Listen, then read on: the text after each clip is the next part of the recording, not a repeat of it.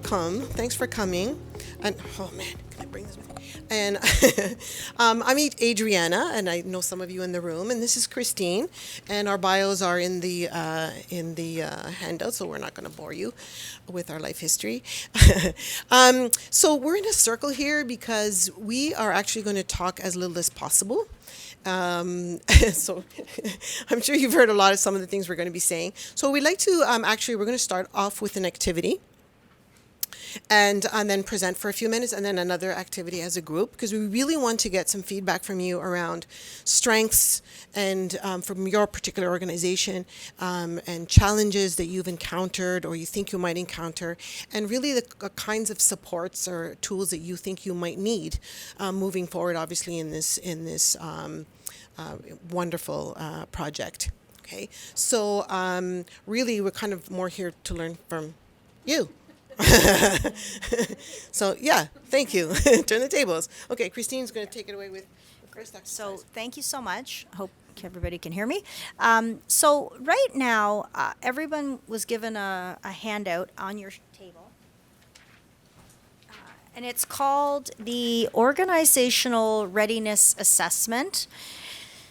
And we are trying to find out, we are hoping to develop a tool. We've talked a lot today from a variety of speakers about how can organizations better equip themselves to be prepared to respond appropriately when instances of intimate partner violence are happening in their organizations. And so one of the things we're trying to do is help organizations assess their readiness to provide support. So this tool is, I'm going to say it's a draft. There have been people in the field that have helped collaborate to create this as it sits right now, but we really are, this is our first time flying this out in the field, and we're hoping that we can have a little bit of time together with the expertise in the room, taking a look at this document. There are 12 areas. And what Adriana and I really want to know is, should there be 14? Should there be 18? What are we missing in terms of ways that organizations should be determining their readiness to provide support? And tell us if there's something on here that's not relevant. We would really like to know that.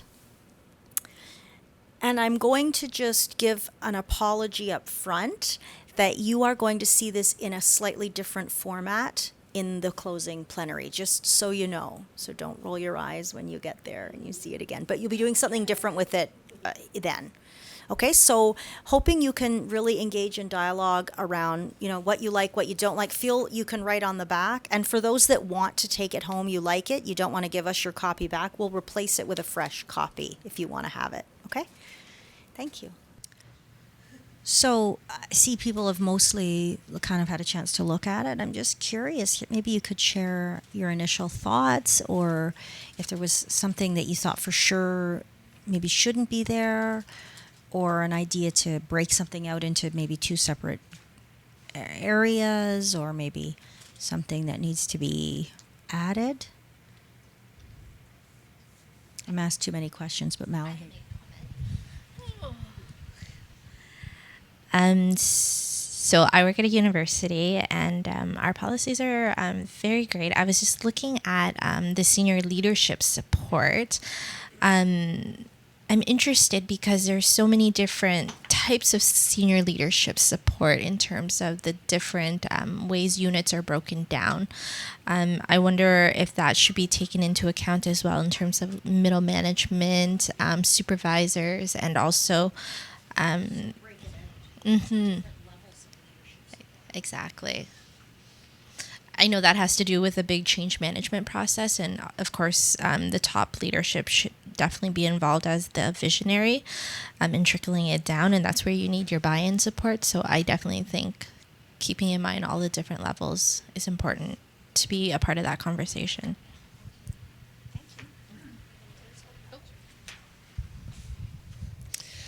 I think that's a really good point, not only for support, but under training as well. So is there training that's geared to those that are in leadership positions, frontline leader versus, senior level management? I noticed that leave isn't on here at all. Leave. Or did I miss it? It's okay. It's under EAP programs and supports, but maybe it needs to be clearer. If you look under the fourth box, Okay. programs include links to resources for counseling, financial aid, and related supports such as shift changes, compressed work with relocation. But maybe it needs to be clearer. I'm thinking more like, yeah, actual leave for domestic, for victims of domestic violence. And then I had a question too about under occupational health and safety. And to get a 4, are you suggesting that like it says all occupational health and safety communication includes reference to domestic violence? So I work at Canada Post. We have a lot of different, health and safety programs. I can't imagine, like we're launching our annual dog bite campaign, right? Like there's not really a natural link there to domestic violence. So I just, maybe that it's prevalent or, yeah. Anybody?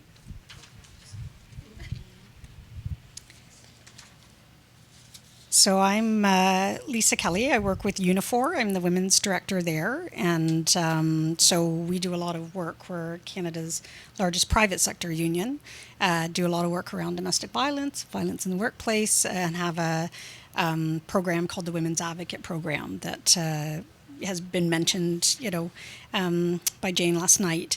So just a couple of things. And again, we were kind of quickly looking at the 8-point font. So there might be some stuff, here. You talk about hiring and, doing ongoing training.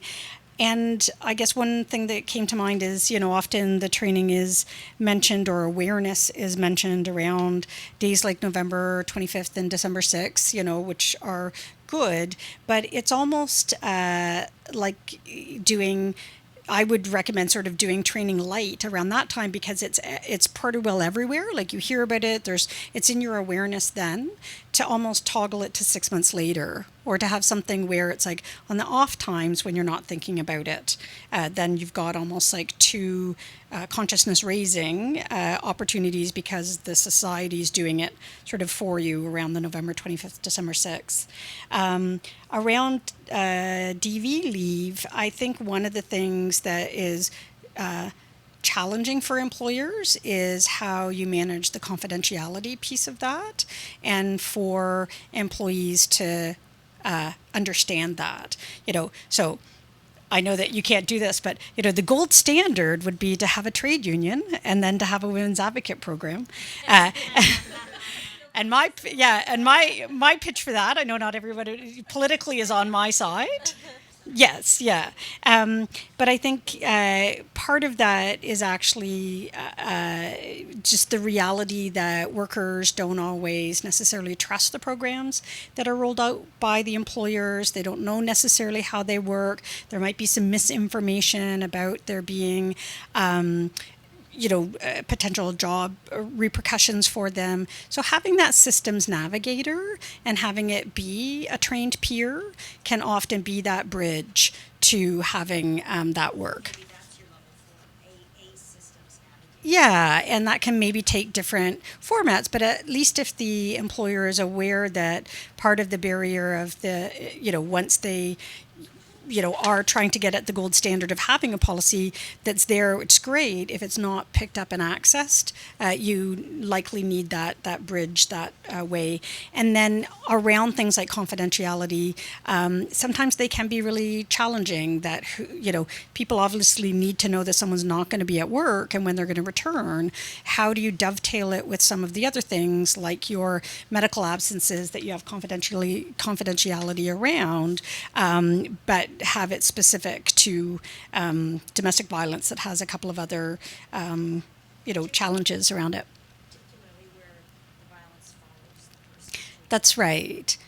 Yeah, and so again, there are then some other folks that get brought into that need to know circle when they're the ones that if you've got a workplace that's in one place that's got an egress and an whatever people coming and going that are the ones that maybe are keeping people out of the workplace. That's complicated. We've got members that are at the airport where you've got people coming and going. We've had instances where the perpetrator is getting out of prison saying the first place I'm coming is to you, so working with the employer to put them back behind security.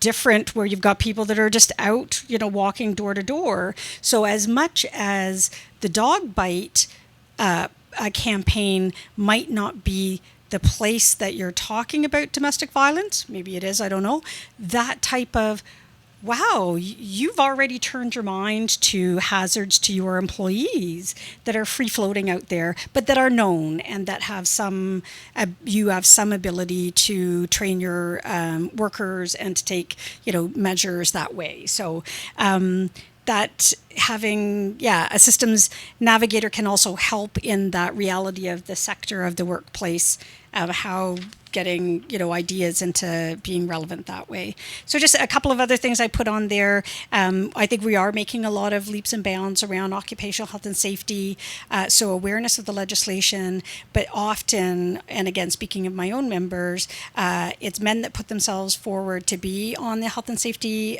committee, and they're often scientifically minded and can tell you which humidity level that we no longer have to work if it's this humid, or there's part per millions of your perfume beside me, or whatever. Not necessarily the people who are seeing something that's a little bit more, new to their consciousness around harassment, domestic violence, things like that. So I think to make these training and in that way that fits with that legislation, where to some folks it feels like you've now asked them to put another head on their shoulders and a hat on that head, and so we need to make that sort of be one, as well as that may encourage other folks to come forward and put themselves on the health and safety committees that are also interested in these issues. So I'll leave the rest for you guys to read. Thanks.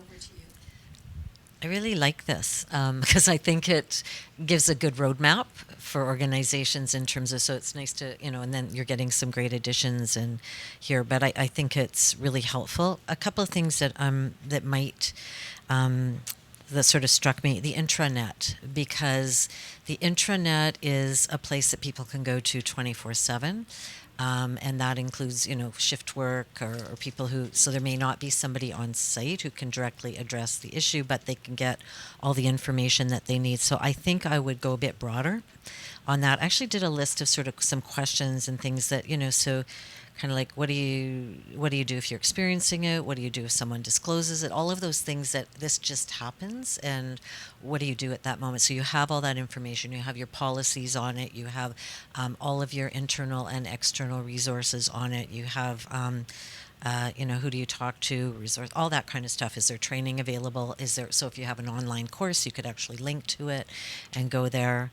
How do I get involved in this? All that kind of stuff. So I think really expanding that intranet as a go-to place that everybody knows they can get all the information they need, along with maybe other, in harassment. Oh, absolutely, the community, both internal and external resources, so that people can connect around all of those, including, if they have DV specialists in the police or all the shelters and places where people can go to get help, the assaulted women's helplines, all of that kind of information. So pulling all of that together there and having it available.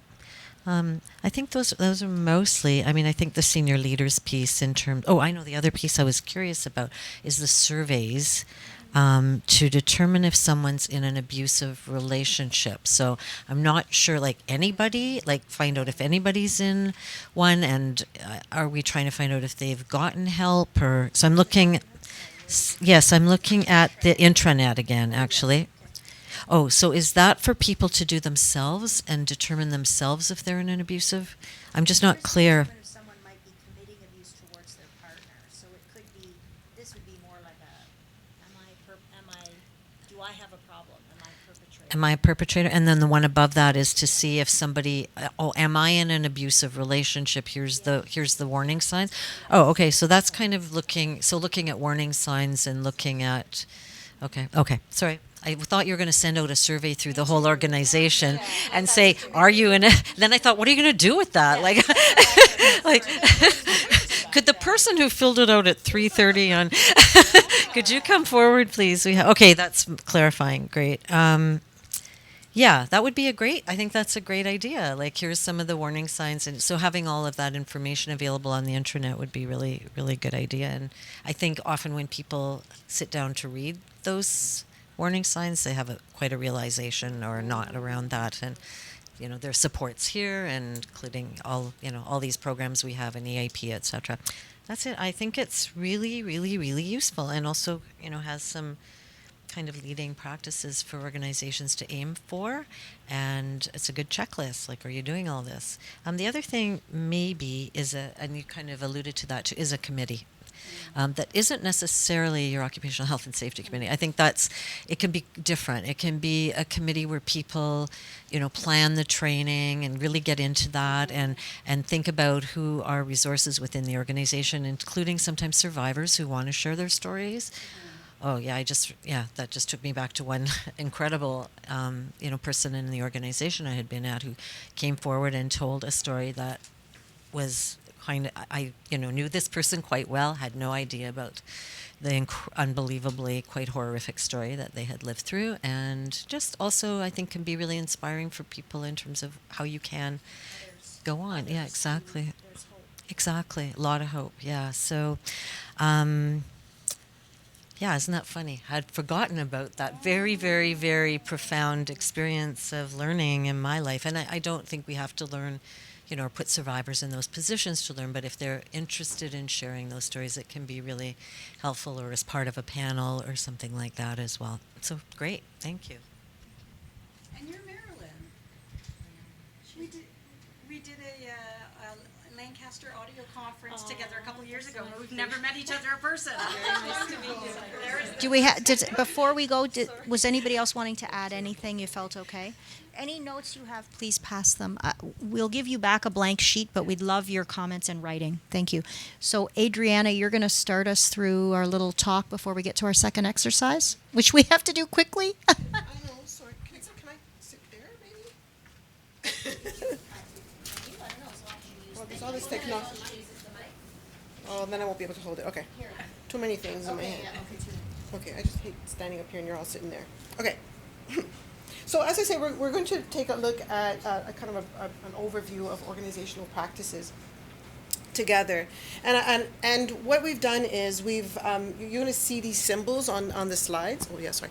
You're going to see these symbols on the slides. And just so you understand, can see quickly which ones are best practices, promising practices, and emerging practices. So if I start from here at the bottom, the emerging practices are those research recommendations that have not yet been evaluated. Okay, but obviously you have promise, right?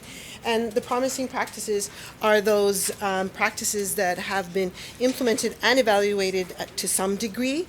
And the best practices are those that have been obviously implemented, evaluated, and there are clear findings between linking those to effective outcomes. Okay, so I wanted to start with this slide, and this really kind of asks, the kind of question is, what is possible within organizations, right?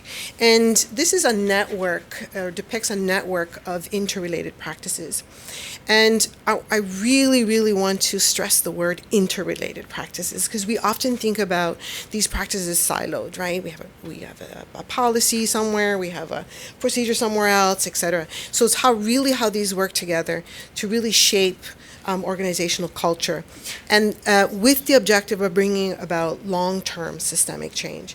And again, this interrelatedness of organizational practices brings us away from a view of organizational culture as something that is very individualized. So as individual people in the organization have to change how they think, right, and act, as opposed to looking at more of a contextual framework. Okay? So I just really I'd like you to keep in mind when we do that. So policies, and I think a lot of this stuff we've heard already, so we're just kind of going to go through it. But obviously, the first thing to, as you all know, the cornerstone, policies are not only a cornerstone, but a first step in creating a comprehensive program to address domestic violence and all forms of violence at work. It can be a standalone document, or it can be embedded within a broader organizational policy on workplace violence generally. I've seen different people talking about this differently, and some people have them separate, some people have it embedded. It would be interesting to hear your thoughts about that. And we've heard a lot about, and I won't go through this in depth, but we've heard a lot about how the policy should contain a comprehensive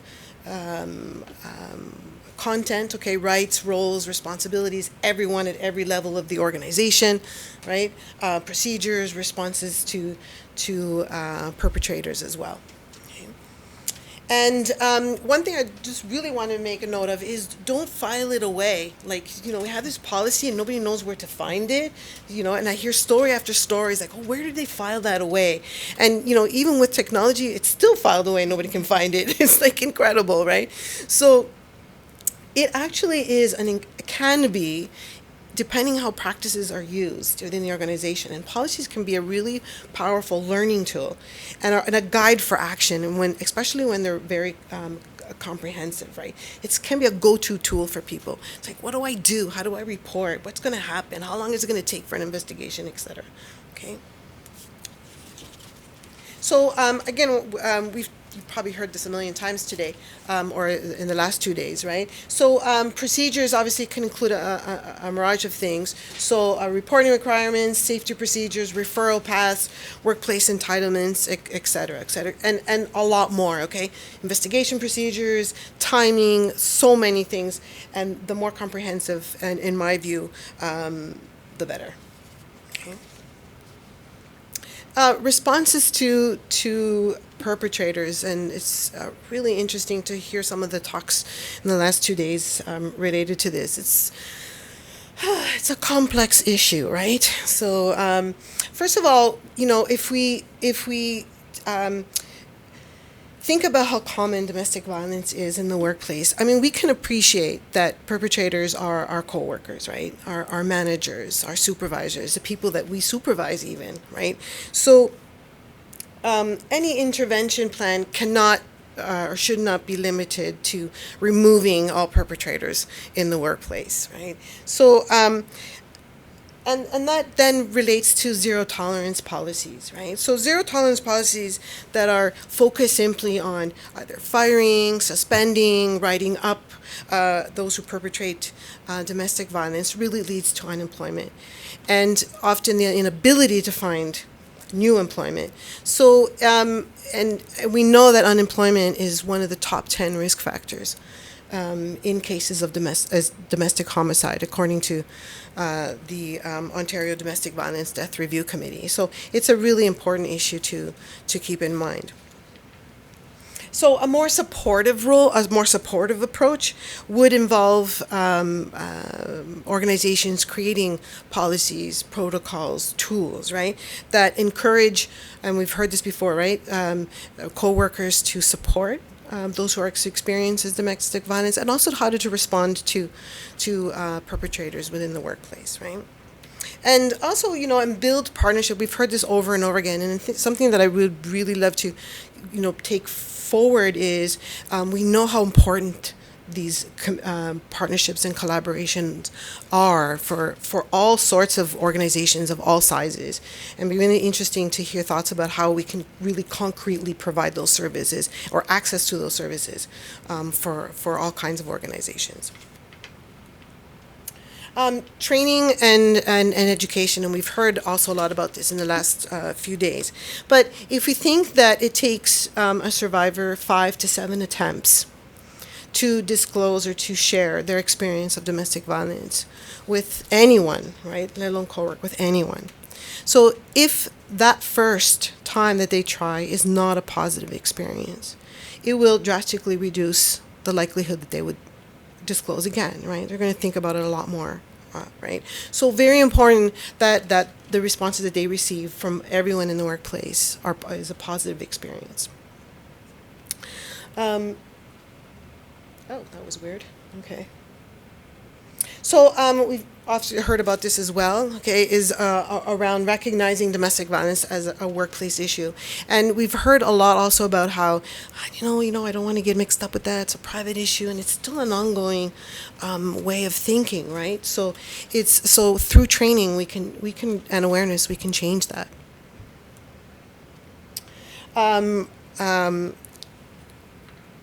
Educate.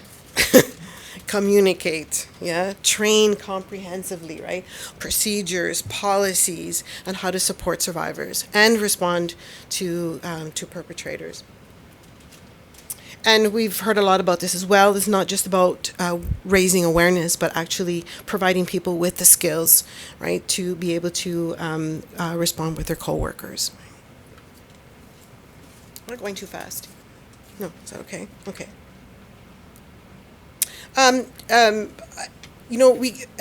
It's important to, and we've heard this a lot again, is to provide training that is appropriate with the level of responsibility within the organization, right? Even those that have the highest level of responsibility, right, only really need to recognize the issue, respond to it, right, and refer victims to the appropriate services. Managers should not be expected to be counselors, and we've heard, I think in some of the other workshops, on how that can actually place people in at risk, right? Especially when we're not aware of what to do. So really ensuring that survivors have the referrals to appropriate services, and again, responding to perpetrators according to company policies. And the last thing around training, and I think we've mentioned this around, and I think Marilyn, you brought up the real possibilities of using online resources, right? And to support, in particular, very large organizations. I've heard some organizations today that are global in scope, and so very difficult, right, to reach some workers, and depending on locations. And I also want to mention too about there's been a lot of talk around precarious work and people on shift work, right? And how do we reach those workers as well, right? So that's one way I think that we can keep in mind. Yeah. Want to take it over, Christine? You get to use this font. Awesome clicker with the big green arrow. The green button does it? Yeah. Okay, thanks, Adri. Thank you. Am I okay? Okay, so we know this happens. How can we respond in a way that is supportive to all parties? And we've heard about bystander intervention programs. The Center for Research on Violence Against Women and Children runs these. And one of the prominent researchers, Victoria Banyard, has done a lot of work on bystander engagement and having people have themselves identify that they have a role to play and that they can intervene and assist in a safe way when they see or are become aware that there are situations happening. What do I want to say about that? And that the idea behind bystander approach is to help engender the feelings of empathy for the people in the situation that encourages then that person to take action. And we have talked a lot about people wanting to help and just not really necessarily knowing how to do that, and talking about the risk factors and early warning. How do we know what to do? And so the first step is really recognizing something's off. And we heard, I think, even in just the last session, about it can be just absenteeism and just asking a few questions. What's behind that? Was it the flu? Does the person want to, is there anything else that they might need help with? And you never know. That person that may be just the impetus they need to decide to disclose. So responding appropriately and having that confidence to ask those questions. And making a referral, whether that's in-house to someone like a women's advocate or an equity advocate, or potentially reaching out to communities, shelters, etc. And we heard as well in the last session about the role of unions. That's my next slide, but something's off. Do I keep going? You keep going. Sorry, everybody. Yes. So, what I would say about the workplace is that workplaces offer a unique opportunity to create some critical distance for people, particularly if they're experiencing a lot of control, harassment, following, to be in a workplace environment where they may be able to do some planning, have access to online resources, tools, and support where someone isn't checking their browser history, or they don't have to be afraid that they have to close their screen maybe right away. It's not always the case, but there are sometimes places in a workplace that allow that opportunity. And so that's an important avenue for people to get access to information in somewhat of a safer environment. And we've heard a lot about respecting the privacy. How do we assist someone and give them the support that they need? And it's tell people on a need-to-know basis. Particularly, I think this is challenging when domestic violence is following the person to work, because if you have an irritated partner that's showing up, how do you deal with that while still giving privacy to that worker? So, Adri mentioned the manager doesn't have to have all the answers. We don't expect the manager to be a counselor, but we do know that there are resources available. And the idea behind this is, how can we as a society take all of the knowledge from the people in this room here at this conference that work in women's shelters, that are in unions, that have that information, that are really deeply specialized, have this deep specialized knowledge, and how can we get that into organizations to provide that awareness training, those first few critical questions? How do we help people know where they can be referred to for help and support? And so I can't remember who it was in the last session when she was talking about the work that her union had done with a shelter to bring that knowledge into that organization for training. I mean, and they're providing some funding back. So there's some great corporate social responsibility. 52% of the workforce is women. So how are organizations leveraging these partnerships to bring that knowledge back? There's union, that's what I talked about. I'm just going to go a little bit, is that okay, unions? We heard a lot about the work they've done creating these intensive, amazing, week-long trainings for people that are prepared to step into those advocacy roles. And I mean, that's the first time I've heard about that, and I want to find out how to get that training. But they have a huge, strong history of really being about supporting safer workplaces, and it's tremendous. Also, the community-based partnerships and organizations that would love to be able to provide this training and support, but clearly we heard very first thing this morning, 3,000 beds per night. The need is there, and unfortunately it is there, so how can we rally the knowledge and expertise that are in the communities and bring some of that to work where people can maybe get access to it in a safe environment? And I think this is my last slide. I want to, I got 5 minutes, so this is my last slide. Guess what? How do I deal with, here's what I'll say on this slide. Equity is everyone's responsibility, and organizations that value equitable workplaces really should see this as just the cost of doing business, or the privilege of doing business. Maybe that's a better way to put it. I have a beautiful quote here about culture being so